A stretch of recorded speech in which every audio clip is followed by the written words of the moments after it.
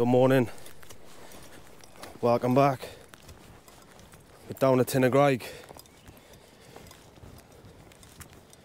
down to see Mr Buftons today, back where it all started with the OSG Blue Flash Damsel. So we're going to try and replicate that day as well, see if we can pull a fish out on the first cast with the Damsel. Put my bag up there. So let's see what we can do. We haven't seen Mr Buftons for a while. We are down for his birthday bash. Weather was horrendous last week, so we've changed it to this week. So fingers crossed we're going to get into a few big fish today. Mrs Buftons down as well with us. Water's crystal clear. So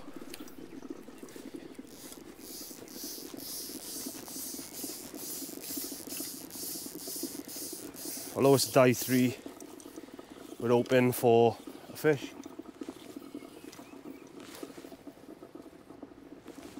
On the Blue Flash, first cast.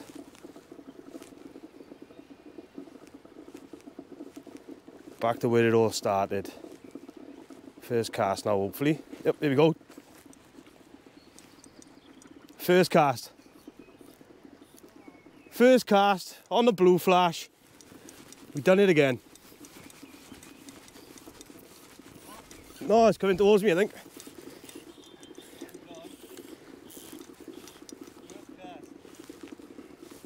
And that is how deadly the Blue Flash is.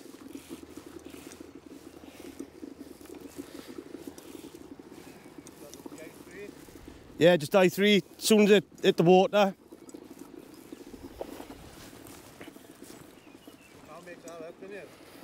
If Carlsberg made flies, they still wouldn't make them as good as Mr Buftons. That's how he does it. Get that out there.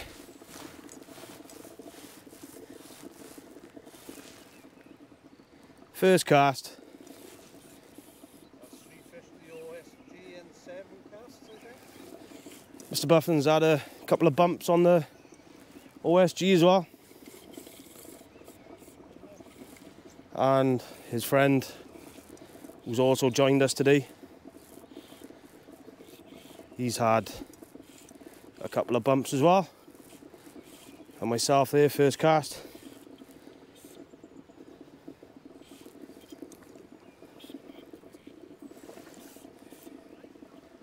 First cast, the good old Blue Flash. Back where it all started. And we've gone and done it.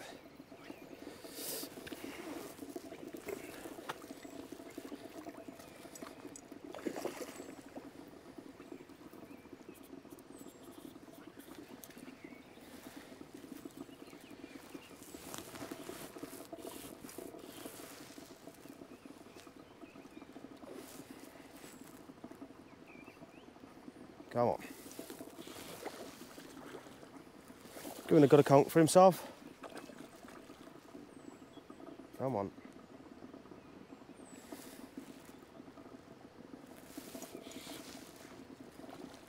It's not big by any means either. In you come. And there we have it. Get this one knocked on the head now, and we get back out fishing.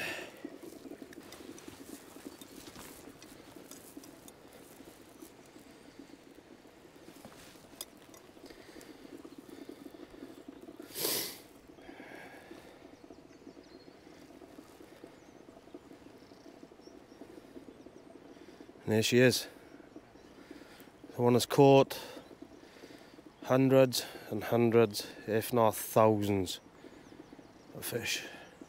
The OSG Blue Flash Damsel. Another fish to the OSG. He switched over to a 3 as well by the looks. And he's in. Another firm favourite from Mr Buftons. It's a tutti frutti. It's like a worm pattern, ecstasy pattern. 4 foot under the indicator, first cast.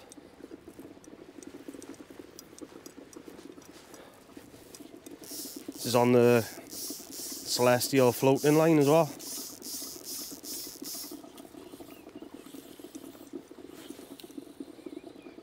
Let's see if we can do it again.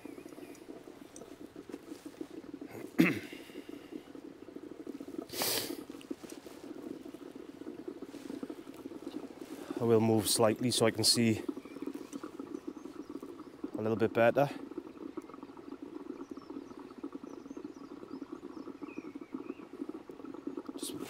There you go. First cast again.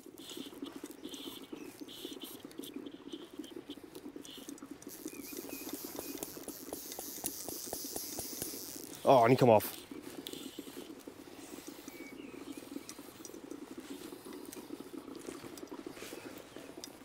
Come off. That's okay.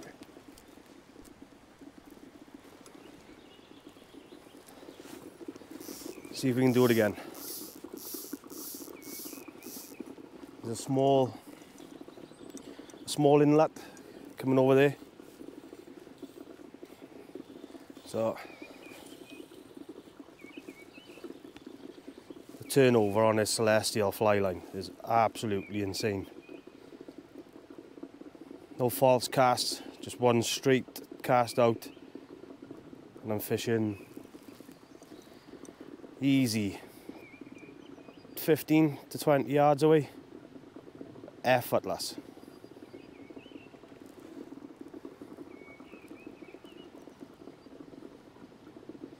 So what we're going to do today is just try and mix it up a little bit with the flies. The fish are a little easier to catch in this lake. So what we're going to do is try and use a few different methods, not just stick to one method to catch as many as we can.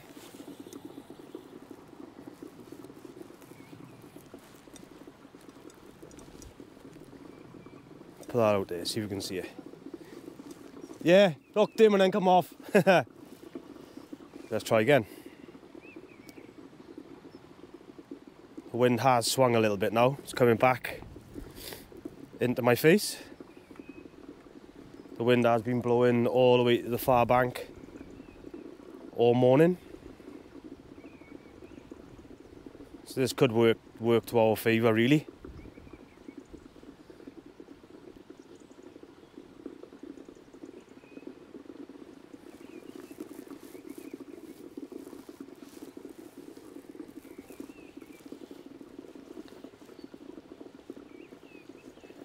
What I'll try and do now, I'll fish one a little closer.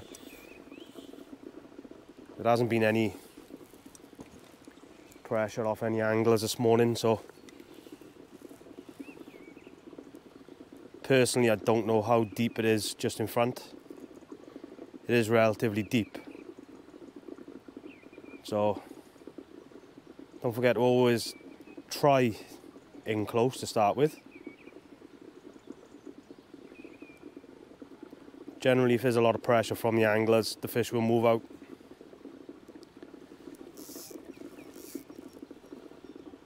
It's fairly heavily stocked, so I'll stick to what I just said just now. I'll put that just the other side of the inlet, where that inlet is just coming in over there. Should see some fish holding at the end of it.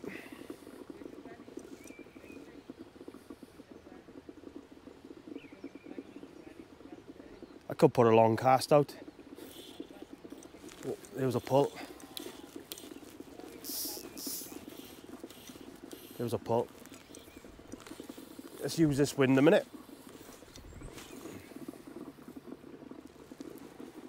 And there's a 30-yard cast with ease.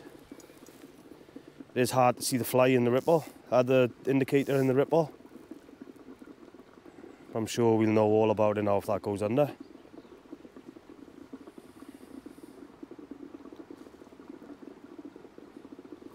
As I said, fishing the indicator, the bung, is a little bit boring for the camera, but it can be absolutely deadly. I'm just pulling the fly up in the water now.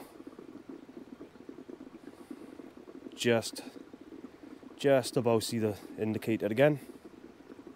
Sometimes if you do lose sight of your indicator, just a few little pulls of the line will give you a little disturbance on the surface to see your fly again, your indicator again.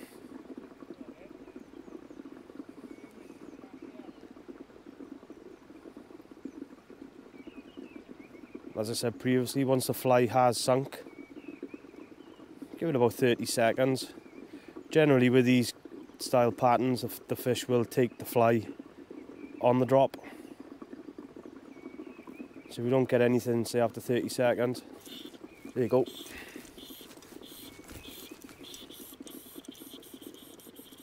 He's going, he's going. Get this one on the reel.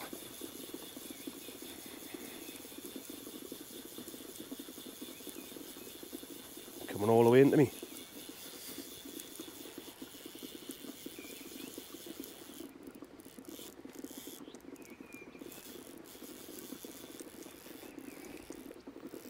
It's only a small one, this is. It's absolutely tiny. Look at that. Sometimes a smaller fish can give a better fight. See if we can get another good run out of him.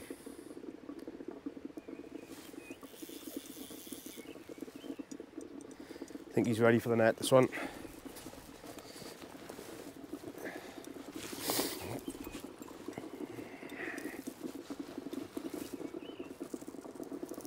And he's in the net. So we'll get this one dispatched as well now. And we bring it back. So, nice sized fish for a bait. So there's 2 false casts. I'll even pull it off the water and fire the whole lot back out. Absolutely insane line. Still as supple as the day I had it. The line perfectly straight out on the water. And that is a 25 to 30 yard cast. Just lifting straight off the water, straight back out. Like an absolute rocket.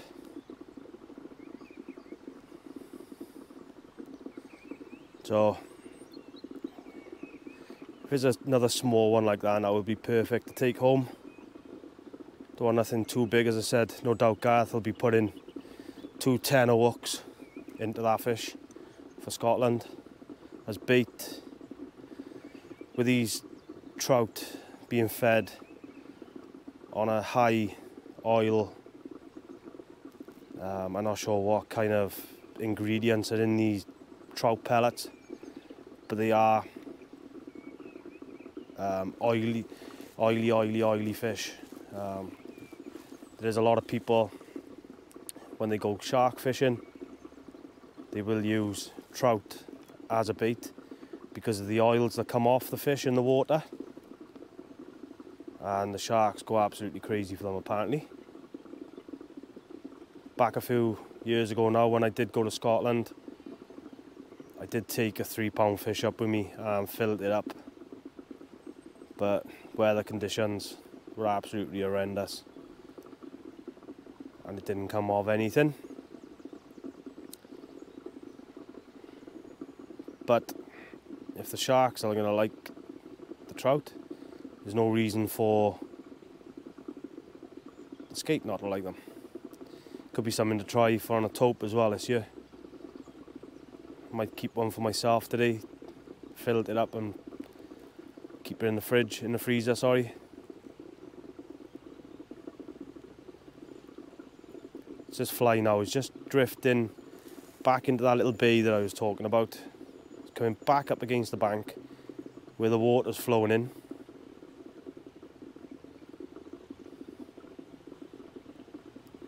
Where we indicator went then.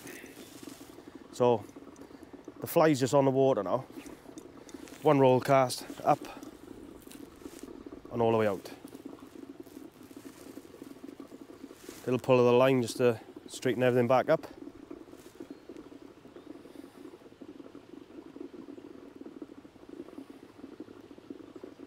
Give it one more go here now with this, and then I might stick the humongous snake on die 3 with a short line and try and fish as slow as I can and as deep as I can. See if there's any bigger fish sitting down underneath the small fish. You generally will find the small fish are up smashing through the surface for an easy meal, and with this tutti frutti pattern just trickling down through the water is absolutely deadly. The indicators, as I went to wind in, the indicator went. So let's get the line in. See if we can get any bow waves to follow as well.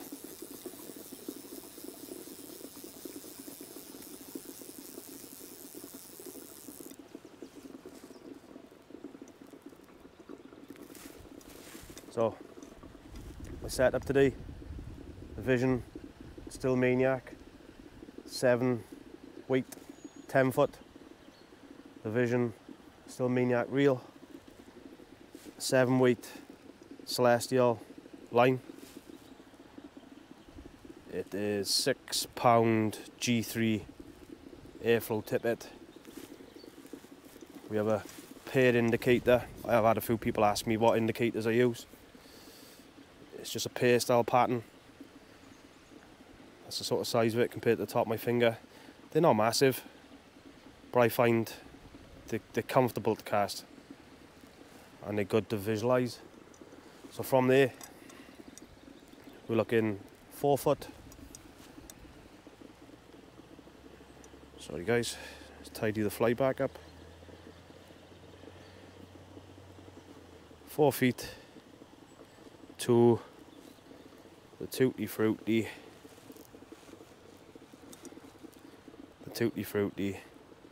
sort of ecstasy pattern. When I catch up with Mr Buftons now, we're going to have a chat and we'll see what he's calling them ones. But he has given me some salmon ones, salmon coloured ones to try, and some pink ones. So there is a difference. Some people might say, well, isn't salmon pink? I can show you exactly what I mean now. Got the packet in front of me.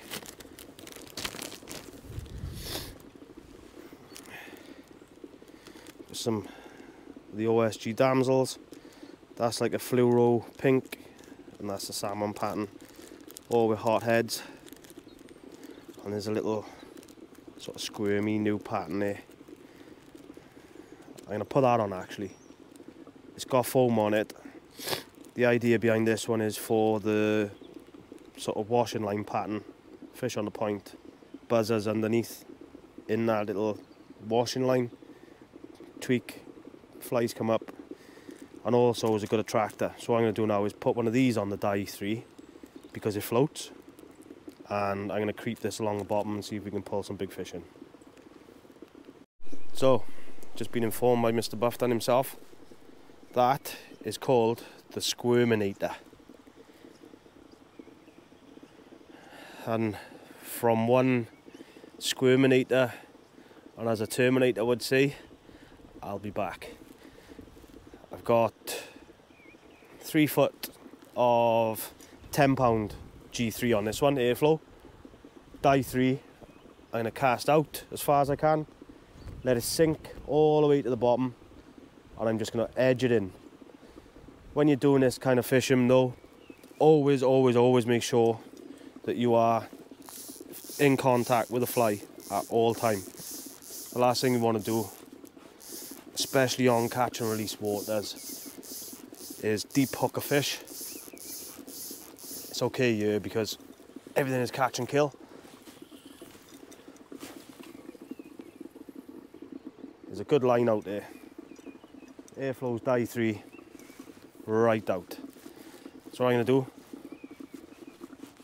get the fly underneath the surface and hold tight. What I will do, see if we can do something a little different for you today, guys. Sorry if it does come out absolutely horrendous, but what I'll do, I'll keep the bow aligned like that, and I will just let that fly sink. If I give a good bow there now, you should be able to see that line lift or shoot out if a fish was to take it. There is an outlet here just in front of me. There's an inlet there, and there's an inlet just to the right of us as well. The only trouble I have at the moment now, I might get snagged up on a weed bed. There's one about 10 yards out. So what I'm going to do now, I'm going to start creeping this fly in. It's not a deep lake, this one. So I'm just going to slow figure of 8. Really creep this fly in.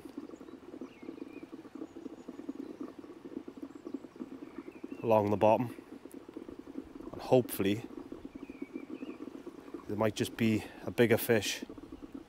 It's a little bit more wise, residential, sitting on the lake bed that hasn't been caught yet.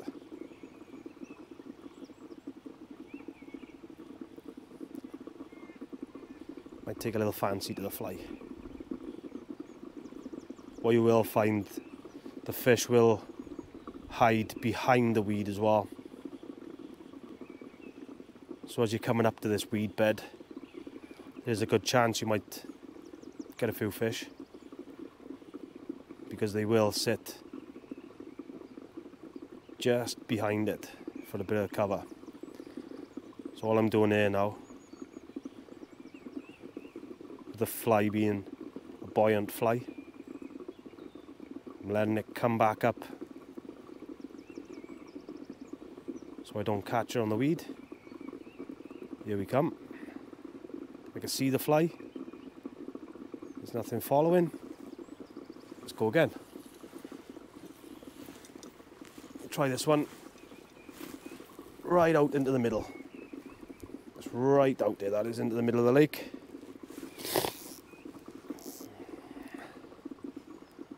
Straighten the fly up. I'll correct the line back out again, just so there's a little loop of line at the bottom for you to see if there is any bites. I think I'll count 25 with these. The lake's not that deep.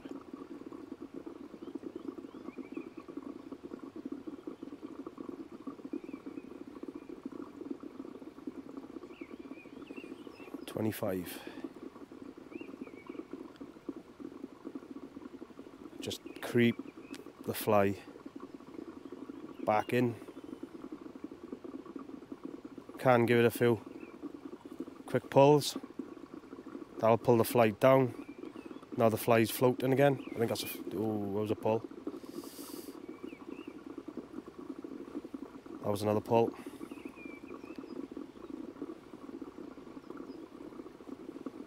That's another pull.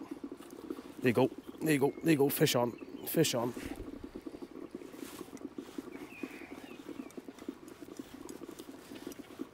Absolutely deadly.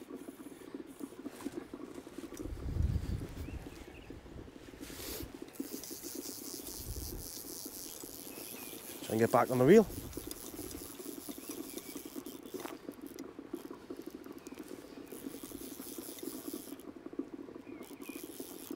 Absolutely slammed it, I did.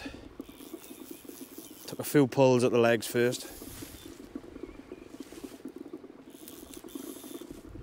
Feels a nice fish. Giving a good account for himself. He's taking lots of line.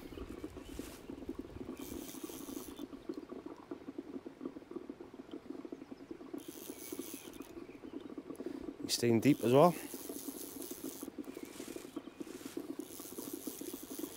Keep this one on the reel.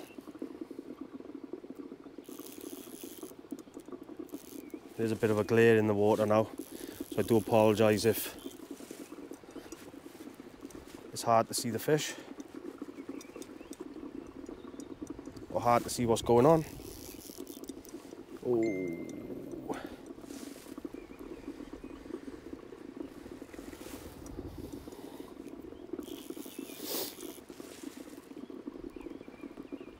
So as I said previously, there's only 2.5 feet of tippet on there. We'll get this fish in, get him dispatched. That didn't take long. Second cast with our worm, the Crynant, I believe. So what I'll do now, let's just adjust the water, see if we can get a few follows along the surface. With any fish, see if they want to chase the Crynant. Oh wow. The only thing I can explain that to being in the water, it's like a small frog, a small illuminated frog. Oh, that's brilliant, that is. I like that a lot. I like that one a lot. Right, see, it's only a buoyant fly, so any fish that want to chase this now, I could see the bow waves hopefully. If I do get a bow wave now on the first cast, I'll change the direction of the camera for you to see.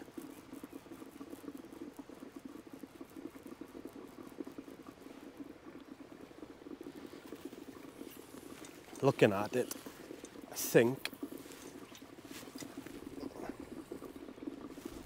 think the fast retrieve is a little bit too much. I think it needs a strip retrieve to get those legs really working. Let's see.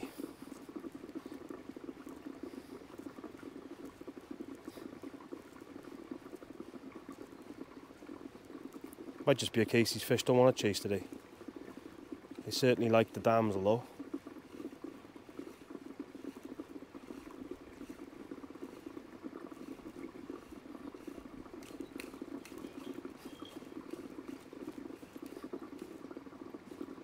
Oh yeah, that's the retrieve. That's the one.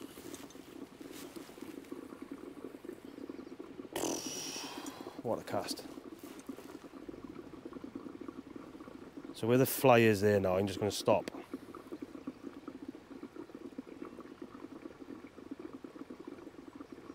Just let the fly sink.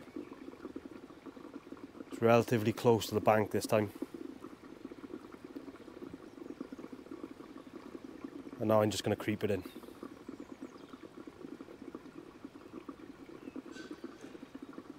So we're fishing a lot deeper. I'd imagine we're on the lake bed now.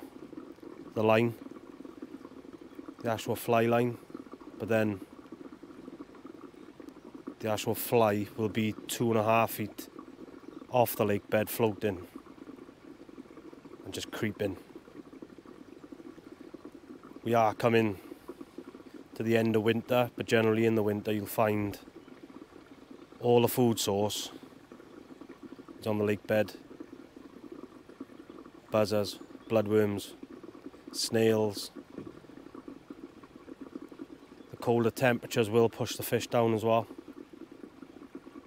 Just be mindful of these things if you're not getting any indications or any bites off from fish.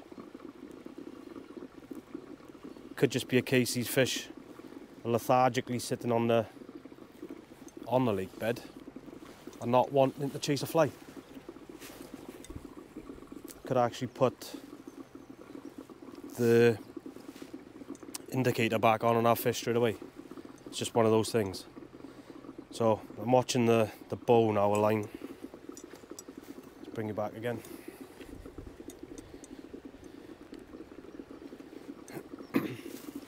Just watching that bow now while it's sinking, and I'm going to slowly creep it back in now. Not going to fish it as deep because I was catching fish 4 foot under the indicator. I was getting lots of indications of fish 4 foot under the indicator, so just going to creep this fly in now.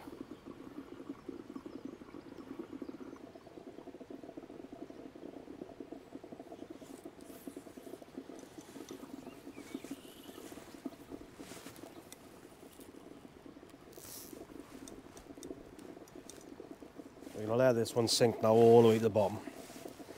All the way to the bottom, creep it in. If we don't get any joy with this, I'll take the leader off, the tippet.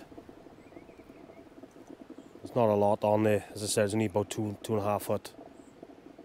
And then I will extend it out to about 12.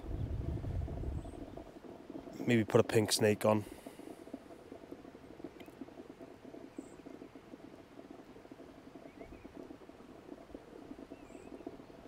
And then strip a snake in. I'm sure it won't take long.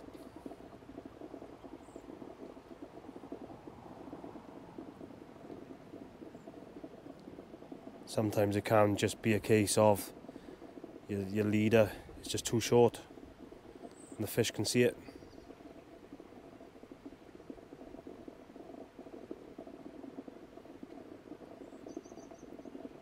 So I'm just creeping this as deep as I can.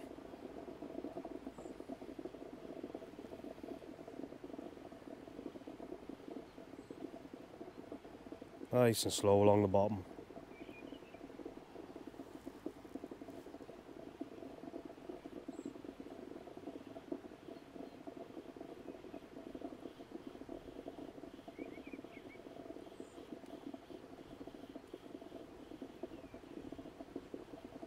There's a pull, there's a fish, there's a fish.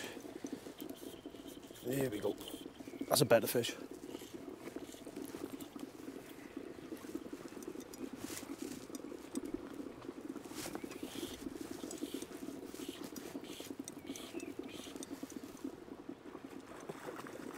Always pays to keep one deep.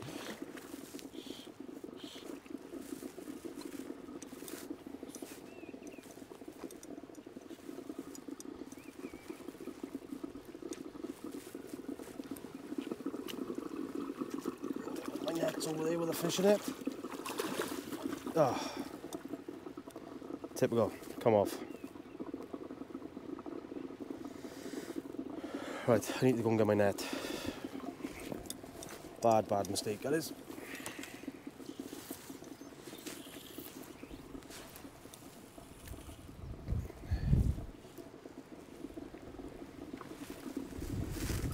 Bad mistake that one. I'm hoping the camera's picking everything up.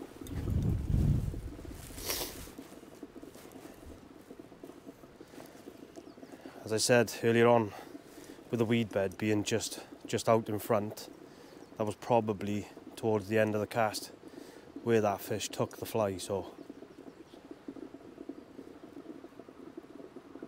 just goes to show the fish do hide and sulk in behind the weeds. Just a quick summary there now from Crynant.